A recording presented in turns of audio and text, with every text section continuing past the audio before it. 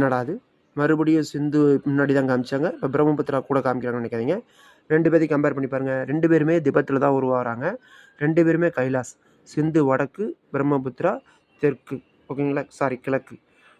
இது எங்கே மானசரோவர் ஏரி, இதுவும் மானசரோவர். உயரம் எவ்வளோ உயரம் 2 பாருங்க ஒரே மாதிரி இருக்குது. நீங்கள் தியரியை மேக்ஸ் மாதிரி எழுதி வச்சு படிங்க, சூப்பராக போடுங்க. கம்பேர் பண்ணி படிங்க. 3 ஆறையும் லாங் வீடியோவில் கம்பேர் பண்ணி போடுவோம். இதோட நீளம் எவ்வளவு? 5,80,000 கிலோமீட்டர். ஓகேங்களா? இதோட நீளத்தையும் கம்பேர் பண்ணிக்கங்க. அடுத்தது இதுவும் அதே மாதிரி தான். நீளம் ஓகே 2,900 கிலோமீட்ரு. ஆனால் இந்தியாவில் எவ்வளோ தான் பாயுது? 900 கிலோமீட்டர் தான் பாயுது. சிந்து மாதிரியே இதுவும் கொஞ்சம் தான் பாயுது. இதனுடைய பேர்லாம் பாருங்களேன். இப்போ திபெத்தில் இதோட பேர் என்ன குறிச்சிருக்கேன் பாருங்கள். திபெத்தில் இதோட பேர் வந்து சாங்போ. சாங்போனா என்ன? தூய்மையின் பேர். அடுத்து வங்கதேசத்தில் இதோட பேர் என்ன? ஜமுனா. ப்ளஸ் கங்கானா என்ன? கங்கையோட இணைஞ்சு போகிறப்ப இதோட பேர் என்ன? மேக்னா. ஓகேங்களா? அந்த மாதிரி வச்சுங்க. சிம்பிளாக ஷார்ட்கட்டாக படிங்க. Okay, thank